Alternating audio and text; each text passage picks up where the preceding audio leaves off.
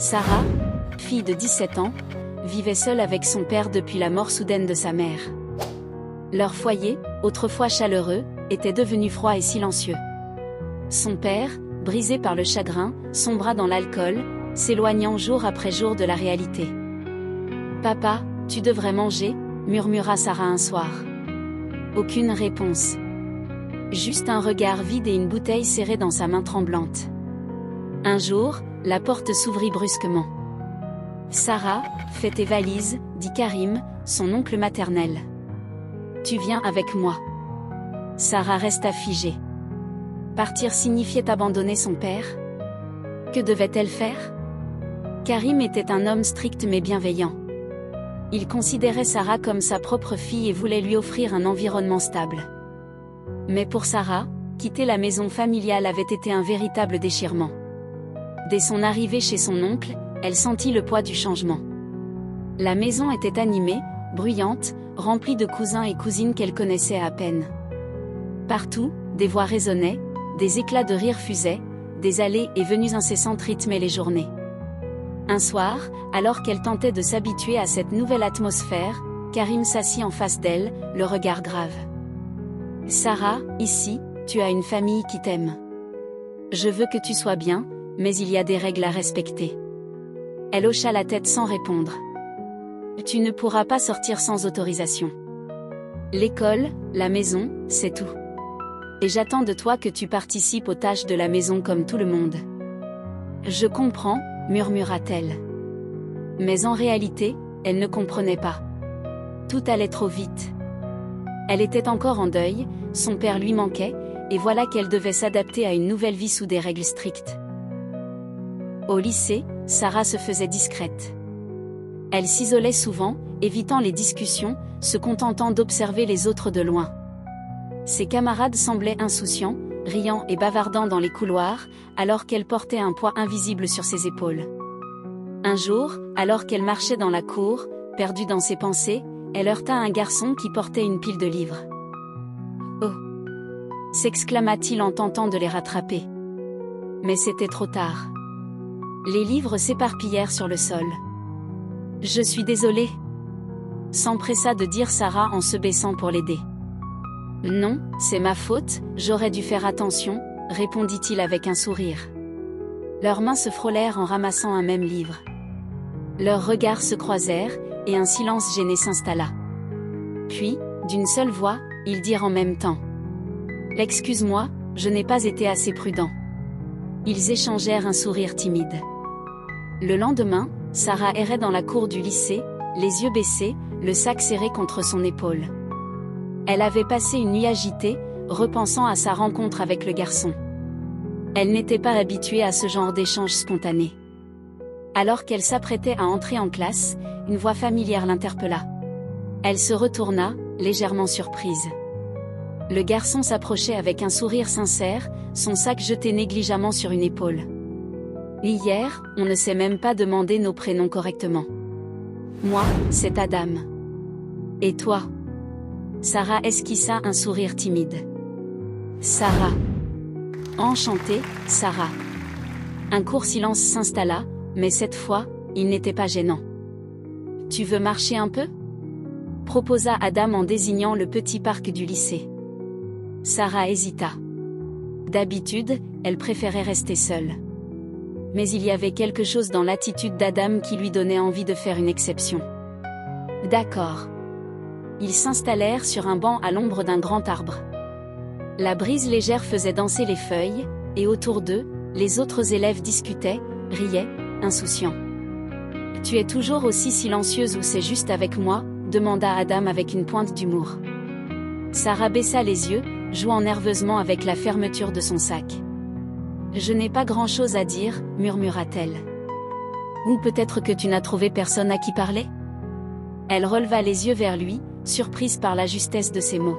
« Tu as peut-être raison, » avoua-t-elle à voix basse. Adam observa son visage, son regard voilé de tristesse.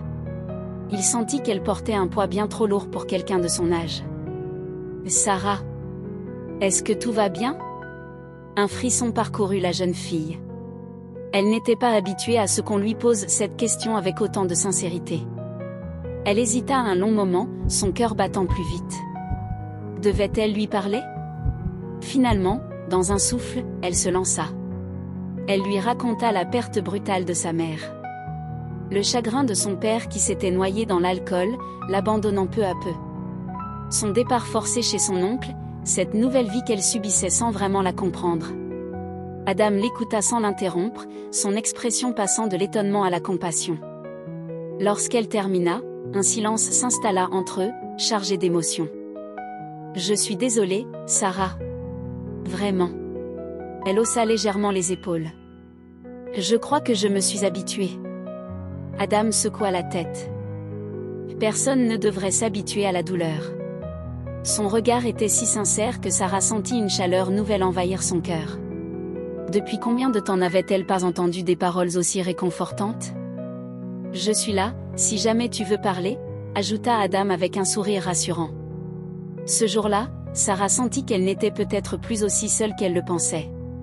Et pour la première fois depuis des mois, elle se surprit à sourire, ne serait-ce qu'un peu. Une belle amitié venait de naître.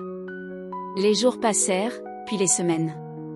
Peu à peu, la solitude qui pesait sur Sarah s'atténua.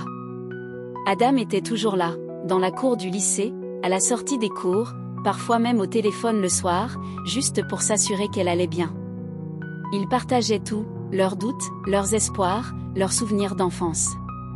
Adam racontait avec enthousiasme ses rêves de voyage, ses projets pour l'avenir, tandis que Sarah, plus réservée, se laissait peu à peu aller à parler de ses propres aspirations. Un après-midi, alors qu'ils étaient assis sur un banc à l'abri d'un grand arbre, Adam brisa le silence. « Tu sais, Sarah, depuis que je t'ai rencontrée, ma vie a changé. » Elle leva les yeux vers lui, intriguée. « Comment ça ?» Il prit une profonde inspiration, comme pour rassembler son courage. « Au début, je voulais juste t'aider. Je voyais cette tristesse dans tes yeux, et ça me faisait mal. Mais maintenant, ce n'est plus seulement ça. » Sarah sentit son cœur s'accélérer. « Adam, » murmura-t-elle. Il plongea son regard dans le sien, avec une sincérité désarmante, il déclara. « Je crois que je suis tombé amoureux de toi. » Un frisson parcourut Sarah. Elle ne s'y attendait pas, et pourtant, au fond d'elle, ces mots faisaient écho à ses propres sentiments. Adam avait été son pilier, son refuge, la seule lumière dans l'obscurité qui l'entourait. Elle baissa les yeux, cherchant ses mots. « Je ne sais pas quoi dire. » « Ne dis rien, » souffla Adam. « Je ne veux pas te mettre de pression, je voulais juste que tu le saches. » Un silence s'installa, mais il n'était ni lourd ni gênant. C'était un silence chargé d'émotion, d'une tendresse infinie. Finalement, Sarah releva la tête, un léger sourire aux lèvres. « Moi aussi. Je crois que je ressens la même chose. » Le visage d'Adam s'éclaira. « Vraiment ?» Elle hocha doucement la tête. « Oui. » Ils restèrent là, assis l'un à côté de l'autre, le cœur battant plus fort que jamais. À partir de ce jour, leur relation prit une nouvelle dimension. Ils restèrent discrets, mais chaque regard, chaque geste, chaque sourire échangé portait une signification plus profonde. Grâce à Adam, Sarah retrouvait peu à peu le goût de vivre. Et pour la première fois depuis longtemps, elle se sentit prête à ouvrir son cœur à l'avenir. Il voulait que Sarah soit présente à son anniversaire, un événement qu'il avait soigneusement préparé avec ses amis et sa famille. Il lui avait dit qu'il ne pouvait pas imaginer la fête sans elle. Mais Sarah se trouvait face à un dilemme, son oncle Karim, toujours aussi strict, ne lui permettait jamais de sortir, surtout pour des événements comme celui-ci. « Je ne pourrai jamais obtenir l'autorisation. Mon oncle ne me laissera pas partir, » répondit-elle, un air abattu sur le visage. Adam la regarda, une lueur de détermination dans les yeux. Il réfléchit un instant, puis une idée germa dans son esprit. « Dis-lui que tu as un culte à l'église.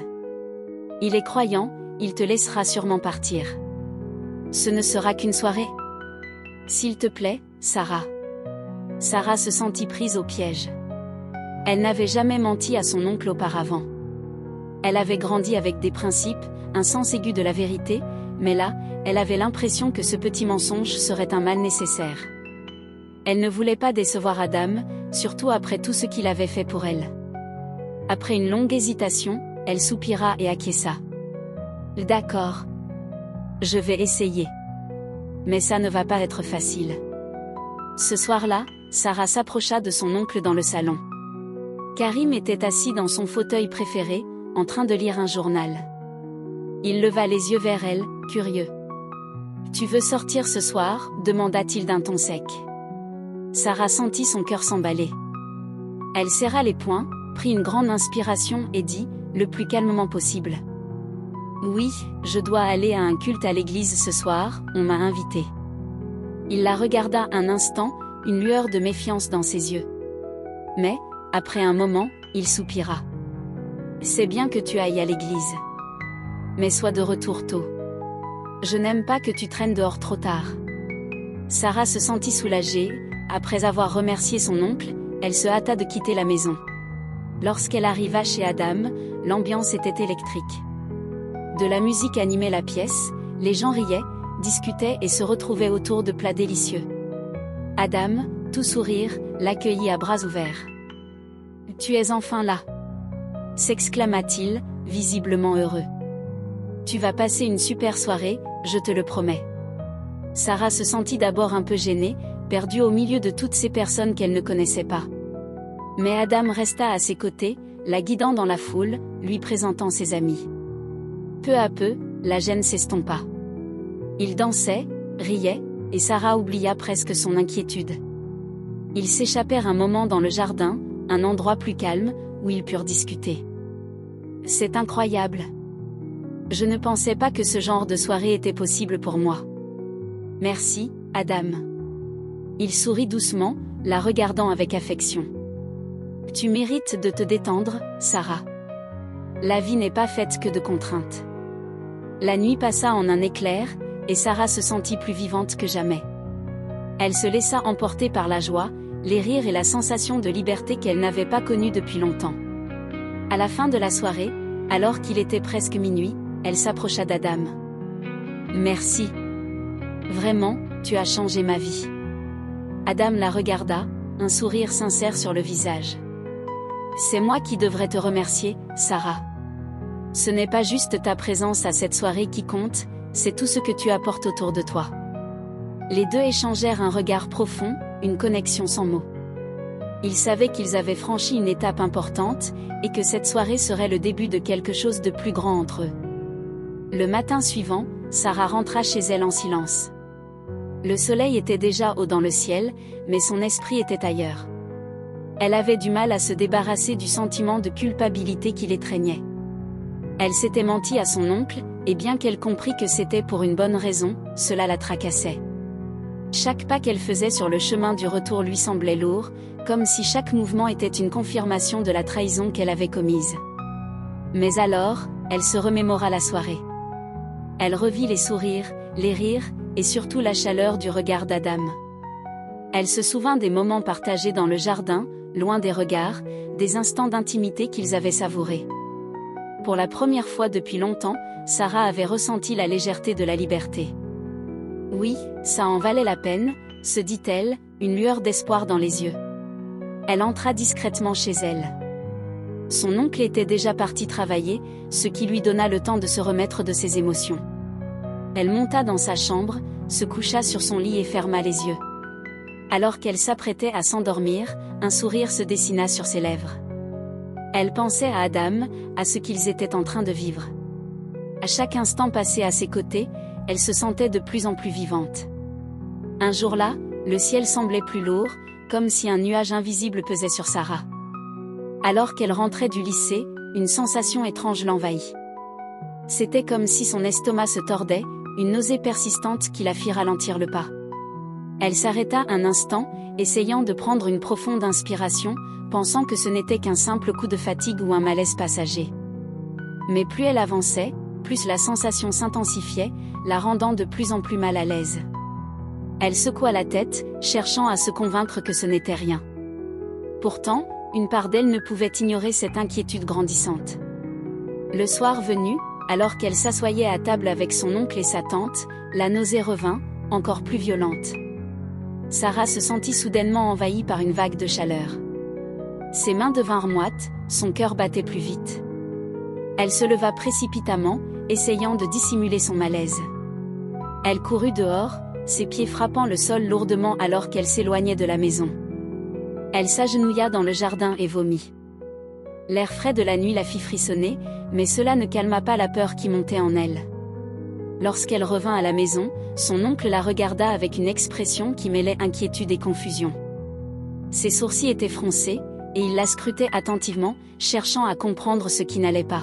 « Est-ce que tout va bien ?» demanda-t-il doucement, sa voix trahissant une pointe d'angoisse. « Veux-tu voir un médecin ?» Sarah essaya de masquer son trouble, de contenir la peur qui envahissait son esprit. Elle déglutit difficilement, se forçant à sourire. « Non, ce n'est rien, » dit-elle d'une voix un peu tremblante. « Juste un petit malaise passager, ça passera. » Mais son oncle ne sembla pas convaincu. Il la fixa un moment, son regard durci par la préoccupation. Mais il n'insista pas davantage. Sarah monta dans sa chambre après le dîner, mais la peur était là, tapie dans son esprit. Elle s'assit sur son lit, les mains crispées sur ses genoux, un tourbillon de pensées noires envahissant son esprit. Elle se redressa soudain, son cœur s'emballant à la pensée d'une possibilité qu'elle n'osait même pas formuler. Et si ? Pensa-t-elle, sa gorge se serrant. Et si c'était quelque chose de plus grave ? Elle ferma les yeux, se mordant la lèvre pour réprimer les larmes qui montaient. Le malaise n'était pas une simple coïncidence, elle en était sûre. Il y avait quelque chose qu'elle ne comprenait pas, quelque chose qu'elle redoutait. Cette nuit-là, elle n'arriva pas à fermer l'œil. Les heures s'égrenaient lentement, chaque minute s'étirant comme une éternité. Son esprit ne cessait de revenir à cette idée, et chaque nouvelle pensée l'enfonçait un peu plus dans l'incertitude. Elle tourna et se retourna dans son lit, incapable de chasser la peur qui la rongeait de l'intérieur. La question restait suspendue dans l'air, et si quelque chose de bien plus grave se cachait derrière ce malaise ? Le matin, Sarah se leva comme d'habitude, mais son esprit était bien loin de ses préoccupations scolaires. La sensation de malaise qui la hantait la veille restait présente. Elle se leva lentement, se préparant en silence, sans pouvoir effacer l'inquiétude qui bouillonnait en elle. Elle avait besoin de parler de ce qu'elle ressentait, de confronter ses doutes. À l'école, elle retrouva Adam, son cœur battant toujours plus fort. Après quelques mots échangés, elle prit une grande inspiration et lui confia la vérité. « Adam, commença-t-elle, la voix tremblante, j'ai un mauvais pressentiment. Je crois que quelque chose ne va pas. » Adam la regarda, légèrement surpris. Mais il la rassura rapidement. « Ne t'inquiète pas, ce n'est probablement rien. » Il sourit doucement pour la détendre. « Ce n'est pas un problème, Sarah. » Cependant, Sarah secoua la tête, visiblement plus préoccupée. « Non, insista-t-elle, pour moi, c'est un problème. » Elle s'arrêta un instant pour prendre le temps de réfléchir avant de continuer. « Je veux être sûre. On devrait aller à la pharmacie après l'école, juste pour vérifier. » Adam acquiesça, voyant la détermination dans ses yeux. Il n'avait pas le choix, il fallait obtenir des réponses. L'après-midi arriva enfin, et après les cours, Adam accompagna Sarah à la pharmacie. Ils marchèrent en silence, chacun perdu dans ses pensées, mais un peu plus proches que jamais. Le trajet leur sembla plus long que d'habitude, mais ils arrivèrent finalement à destination. Dans la clinique, l'atmosphère était tendue. Sarah, les mains moites, avait du mal à se concentrer. Adam était calme, mais son cœur battait plus vite à chaque minute qui passait. Ils attendirent dans la salle d'attente. Les secondes s'étiraient comme des heures. Lorsque l'infirmière leur remit le test, les deux jeunes gens échangèrent un regard lourd de sens, mais aucun mot ne fut prononcé. Le moment de la vérité arriva rapidement. Le test fut effectué, et quelques minutes plus tard, l'infirmière revint. Le résultat était sans appel, le test était positif. Sarah sentit son cœur s'arrêter pendant un instant. La terre sembla se dérober sous ses pieds. Elle était enceinte. Le choc fut immense, l'air dans la pièce devint lourd, et tout autour d'elle sembla se figer. Elle fixa l'infirmière, incapable de réagir. Le silence s'installa. Adam, à ses côtés, ne savait pas quoi dire. Il n'était pas prêt pour cela, tout était arrivé trop vite, trop soudainement. Le chemin du retour fut silencieux. Sarah se sentait perdue, submergée par la peur et l'incertitude. Elle savait qu'elle devrait affronter son oncle, et l'idée de le décevoir la paralysait. « Dès maintenant ?» murmura-t-elle. « Comment je vais lui dire ?» Adam regarda Sarah avec une grande douceur, tentant de la réconforter malgré l'anxiété qui l'envahissait aussi. « On va gérer ça ensemble. Je ne vais pas te laisser seule. » Il prit une grande inspiration avant d'ajouter « Je vais assumer mes responsabilités, Sarah. Je serai là pour toi, peu importe ce qui se passe. » Sa voix était ferme, pleine de conviction. Mais dans ses yeux, Sarah pouvait aussi lire le doute. Ni l'un ni l'autre n'était préparé à ce genre de situation, mais ils n'avaient plus le choix. Ils arrivèrent à la maison de Sarah. Adam la déposa en douceur devant la porte, avant de la regarder une dernière fois, sans vraiment savoir ce qu'il fallait dire de plus. « Ça va aller, Sarah. Je suis là. » Elle le regarda une dernière fois avant de rentrer, son cœur lourd de mille inquiétudes. Mais dans sa poitrine, il y avait aussi une lueur d'espoir. Elle n'était pas seule dans cette épreuve. Adam était là, et ensemble, ils allaient devoir affronter la tempête à venir. Lorsque Sarah entra chez elle ce soir-là, un poids lourd s'était installé dans son cœur. Les événements de la journée la tourmentaient, mais elle n'arrivait pas à prendre de décision. Elle se sentait perdue, coincée dans une situation qu'elle ne pouvait plus contrôler. Quelques jours plus tard, alors que l'oncle de Sarah se rendait à une réunion, il croisa par hasard un ami médecin. Sans savoir que le médecin était celui qui avait effectué le test de grossesse de Sarah, il entama une conversation banale avec lui. « Comment va la jeune fille ?» demanda le médecin d'un ton aimable. « A-t-elle commencé son suivi médical pour la grossesse ?» L'oncle resta silencieux un instant, ne comprenant pas ce qui venait d'être dit. Il se tourna vers le médecin, visiblement confus. « De quoi parlez-vous » demanda-t-il, une sourde inquiétude dans sa voix. Le clinicien, ne se doutant de rien, répondit simplement. « Vous savez, la grossesse. » Il s'arrêta un instant avant de préciser, « La jeune Sarah, elle a fait un test de grossesse récemment, n'est-ce pas ?» Les mots frappèrent l'oncle comme un coup de tonnerre. Son esprit ne fit qu'un tour.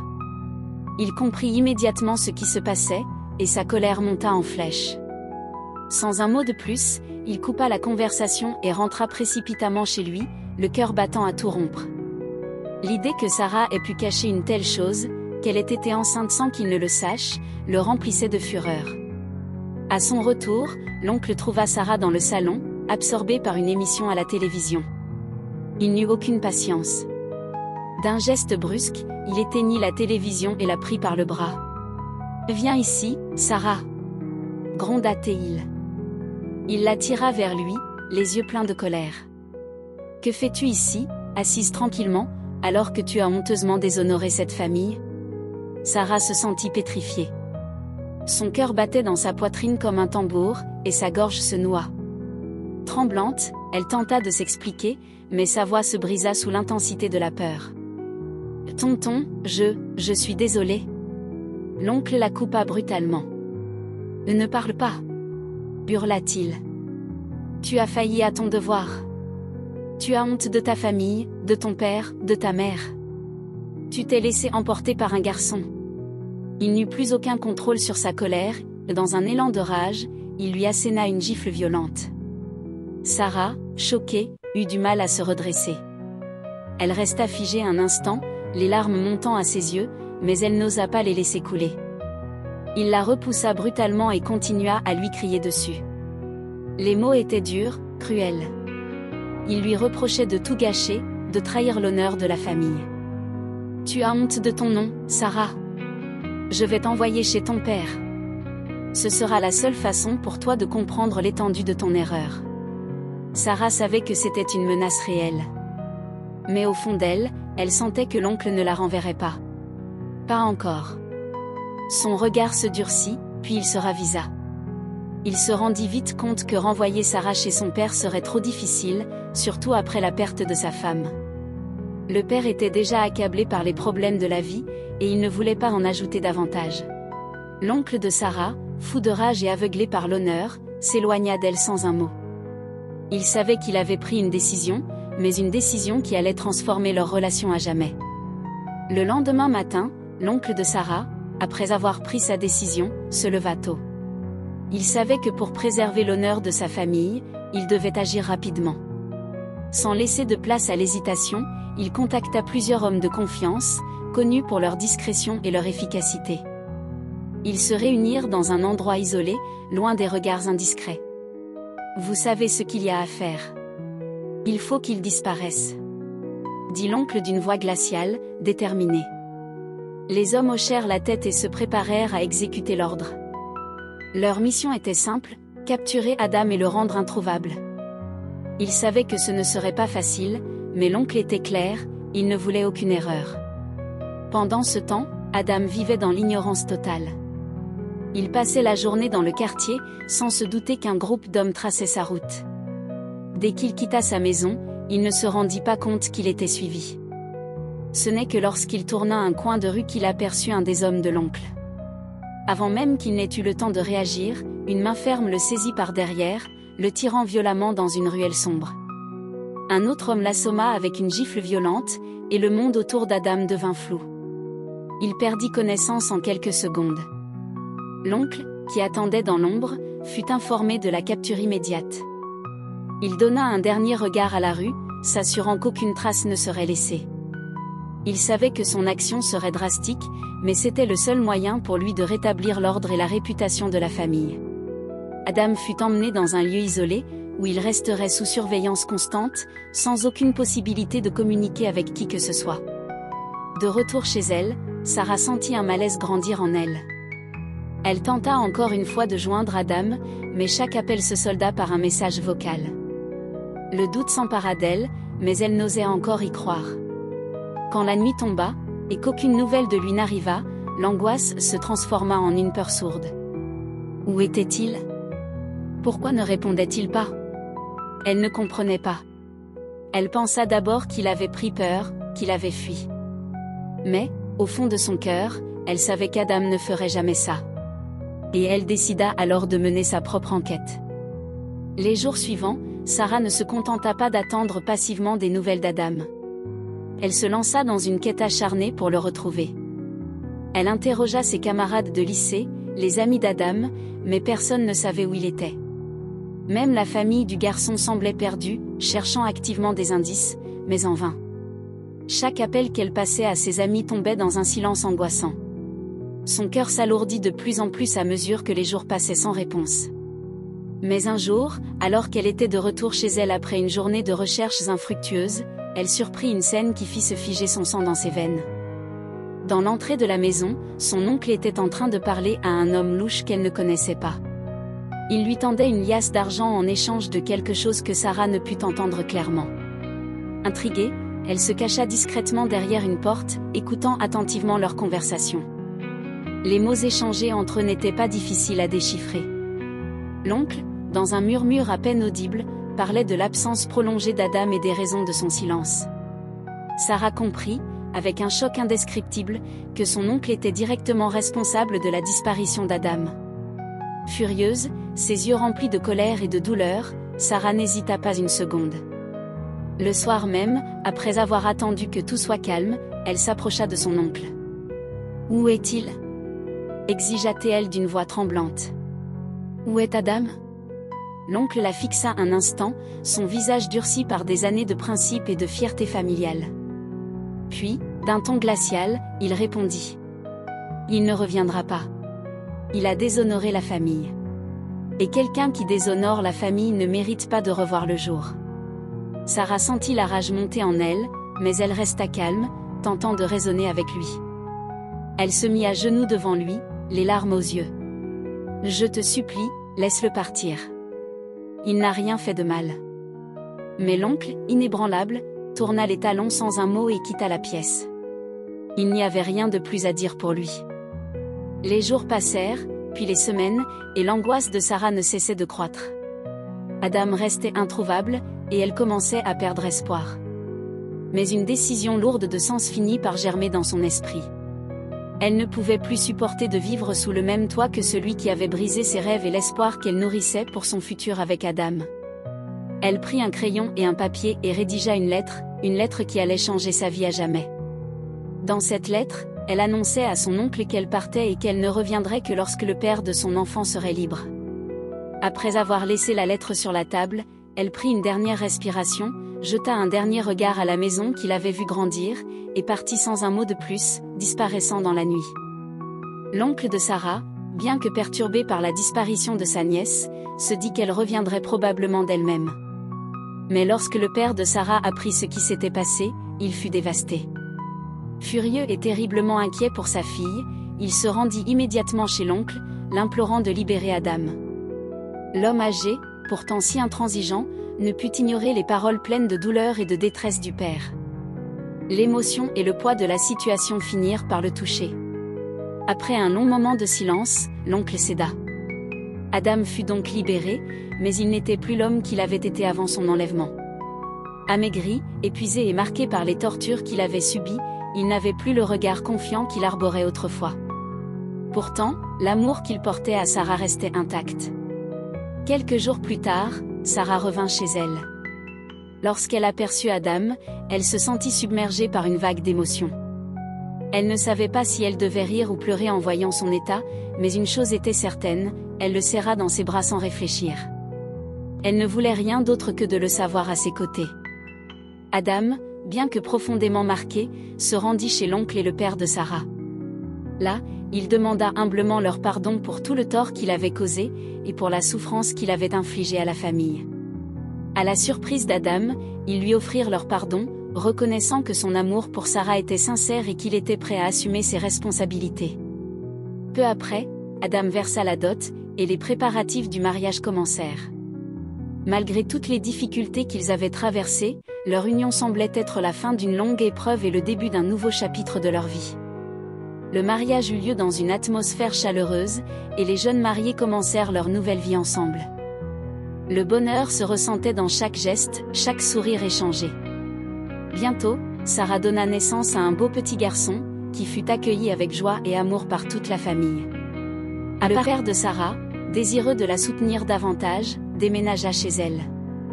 Dans un élan de volonté, il abandonna les drogues et l'alcool, cherchant à repartir sur de nouvelles bases. Il s'efforça de se reconstruire et de reconstruire son lien avec sa fille et son petit-fils. Au fil du temps, la famille grandit dans l'harmonie. Leur fils, élevé dans un environnement aimant et stable, grandit à son tour, et, dès qu'il eut l'âge, il se rendit à l'école. Ses parents veillèrent à lui offrir une éducation solide et pleine d'amour, pour qu'il puisse grandir dans un monde plus serein que celui qu'ils avaient connu. Ainsi, malgré toutes les épreuves et les souffrances qu'ils avaient vécues, ils réussirent à bâtir une famille unie et heureuse, où l'amour et le pardon avaient triomphé de tout. Si vous avez suivi cette histoire jusqu'ici, c'est sûr que vous l'avez trouvée super. En guise de cadeau, je vous recommande de suivre aussi cette histoire, et je suis sûr que vous allez l'apprécier. Allez-y! Cliquez seulement sur cette image qui s'affiche ici sur l'écran. On se retrouve là-bas.